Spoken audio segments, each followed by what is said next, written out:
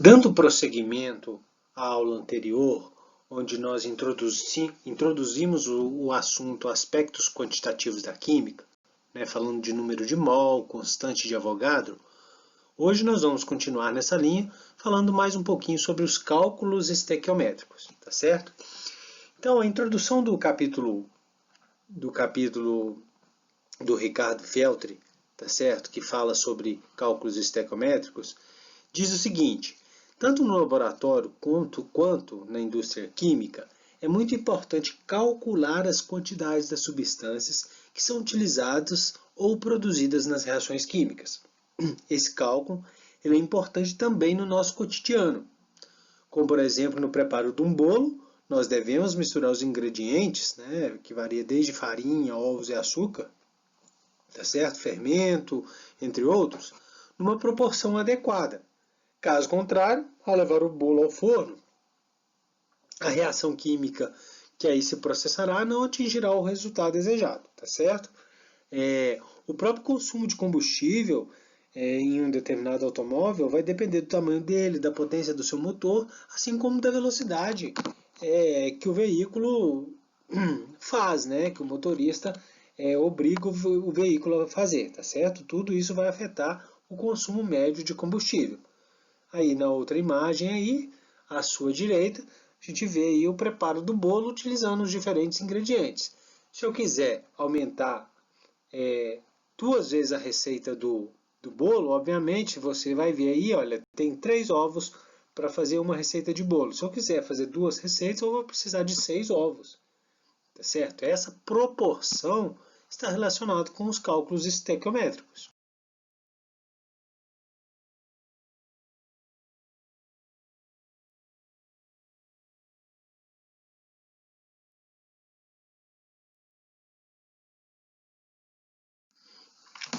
De um modo geral, os cálculos são simples, não tem nada muito difícil, tá?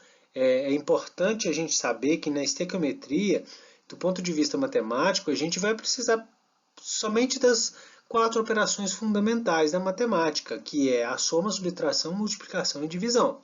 Beleza? Então, aí tem até uma charge que o Cebolinha, vendo o pai dele aí, me parece que é o pai, preocupado com as contas e não sabendo o que fazer, o Cebolinha levando ele para a escola, tá? Então, o grande segredo dentro da estequiometria é você saber organizar as continhas, as regras de 3, tá? De uma maneira coerente. Perfeito? Aqui eu apresento para vocês as principais noções que a gente tem para fazer um cálculo estequiométrico dentro da química. Olha, a gente precisa saber a equação química, e dentro dessa equação química nós temos que conhecer as fórmulas corretas dos compostos. Eu não posso fazer uma fórmula errada, porque isso vai acarretar no desenvolvimento de uma equação química errada, que não vai traduzir a verdade e vai fazer com que a gente não acerte a questão. Uma equação química, conforme vocês estão vendo aí, ela precisa também ser balanceada, porque quando eu promovo o balanceamento, eu garanto que está sendo obedecida a lei de Lavoisier, que é o princípio da conservação das massas, aquela que é regida pelo enunciado que na natureza nada se perde, nada se cria, tudo se transforma. Tá? Então, uma equação química para a gente, para realizar os cálculos estequiométricos, ela só faz sentido se ela estiver devidamente balanceada. Perfeito? Então, eu vou precisar também, para fazer os cálculos estequiométricos, acesso às massas molares, tá? Das substâncias. Vou precisar da matemática para fazer as continhas básicas e a interpretação. Um dos grandes problemas, talvez, que eu já, por experiência, percebo que os alunos têm dificuldade é de interpretar o problema, tá? O que está se pedindo a ele. Então, às vezes, dá muitas informações, mas ele tem que filtrar aquelas informações e usar só realmente o que interessa. Tem uma imagem aí que é proibido utilizar calculadora, tá? Porque em processos seletivos, no Exame Nacional do Ensino Médio não é permitido, tá certo? Então a gente tem que fazer o seguinte, fazer as continhas à mão, no lápis, para a gente se habituar a fazer conta e não sentir dificuldade no momento que a gente não pode usar uma calculadora, tá? Então evitem usar calculadoras para fazer as continhas, tá bom? A estequiometria é o tipo do assunto na química que a gente não tem como ficar falando muito de teoria, da teoria, tá certo? A gente tem que ir direto para mão na massa e fazer os exercícios. Então eu vou trazer alguns exercícios aqui para a gente pensar um pouquinho. Olha, eu tenho esse problema, que tem uma equação química, que ela não está balanceada, tá? E fala assim, olha, a presença de sais de ferro, a exemplo de bicarbonato de ferro 2, que é a espécie FeHCO32, na água de abastecimento, deixa manchas de cor marrom, quando a água goteja sobre a superfície de azulejos, pisos e vasos sanitários, em razão da formação de depósitos de óxido de ferro 3, que é a espécie Fe2O3. Pois bem, após a análise dessas informações e do balanceamento da equação química com coeficientes estequiométricos inteiros, é correto afirmar. Então veja bem, eu tenho que promover o balanceamento. Tá? Como que eu vou promover o balanceamento? Olha, eu vejo que tem 2 ferros no produto, então eu coloco 2 ferros no reagente, beleza? Na frente de Fe2+. Sendo assim, eu passo a ter 2 ferros 2+, então cada ferro tem 2 cargas positivas. Se são 2 ferros, 4 cargas positivas.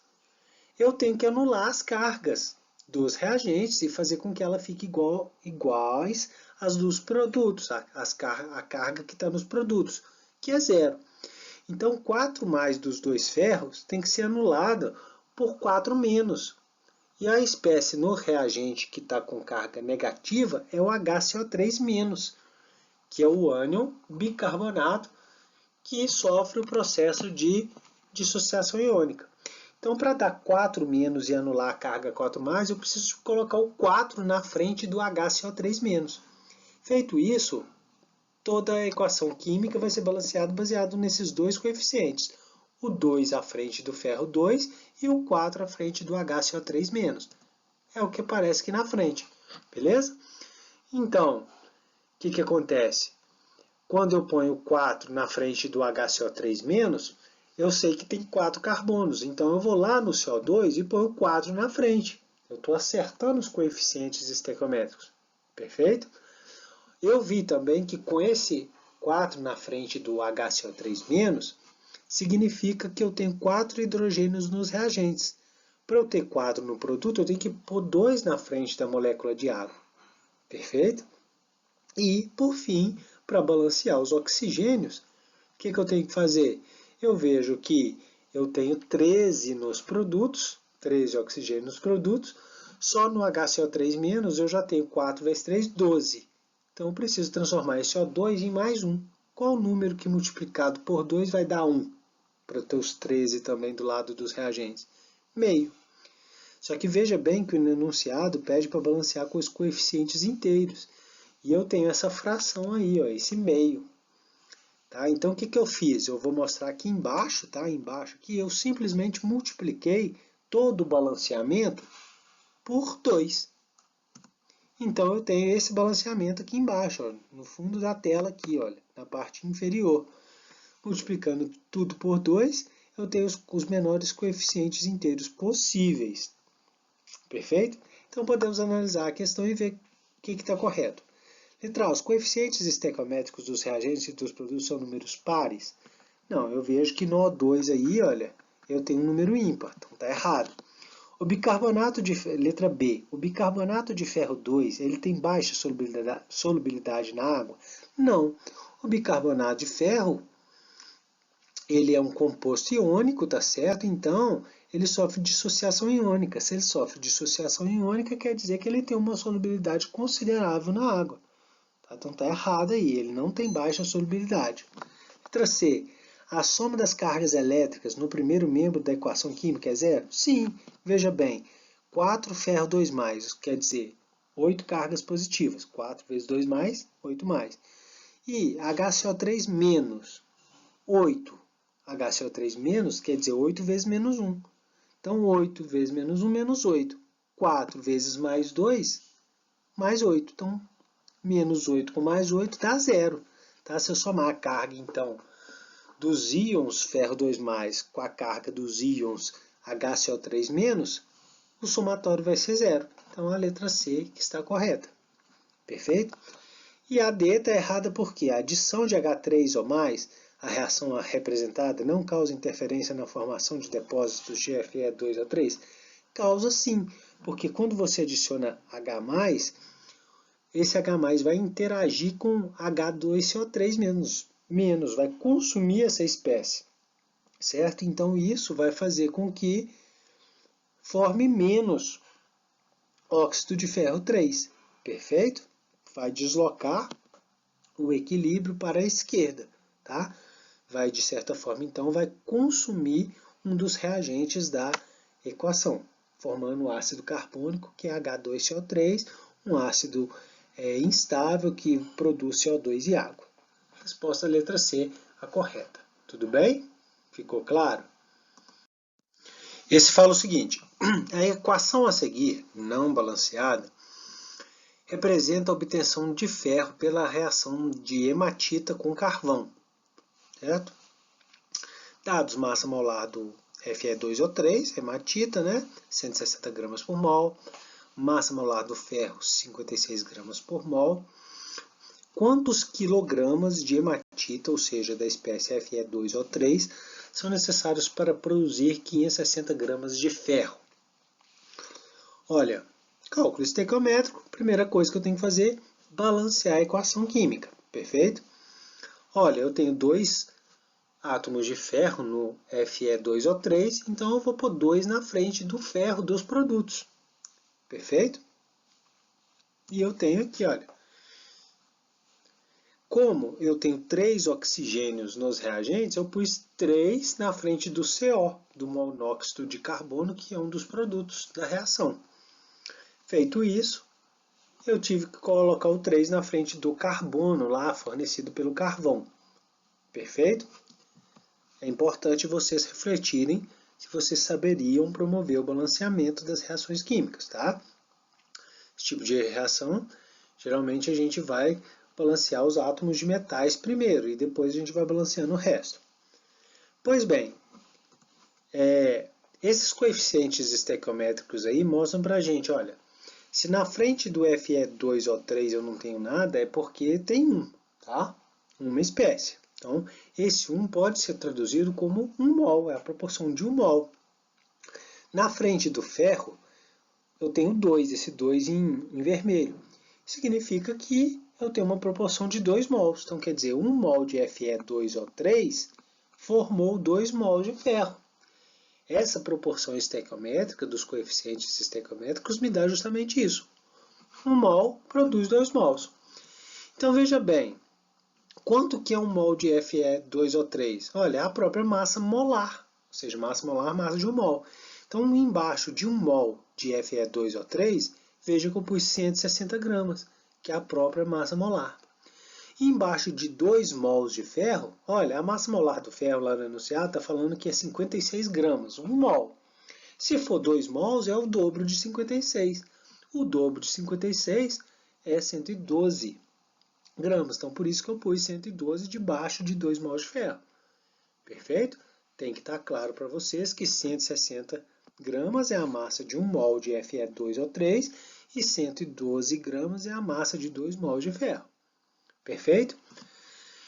Então é só a regrinha de 3. Olha, eu quero saber uma massa M de quem? De Fe2O3. Então por isso que M está debaixo de 160 gramas, que é a massa de 1 mol de Fe2O3. Quanto com a massa M, vai me dar a possibilidade de produzir 560 quilogramas de ferro. Perfeito? Então por isso que eu pus os 560 kg debaixo da massa de 2 mols de ferro. Observe que eu tenho aqui grama e quilograma, não tem problema, tá? Não preciso transformar esse 560 kg em gramas, tá? Ou vice-versa, 160 gramas e 112 gramas em quilogramas, porque essas unidades elas simplificam, elas cortam, e eu vou achar a massa M em quilograma já. Para eu fazer essa regra de 3, basta multiplicar o cruzado, ou seja, 112 vezes m é igual a 160 vezes 560. Perfeito? Fazendo essas continhas, m, que é a massa de hematita necessária para produzir 560 kg de ferro, vai ser 800 kg. Letra C. Beleza? Olha como que é tranquilo.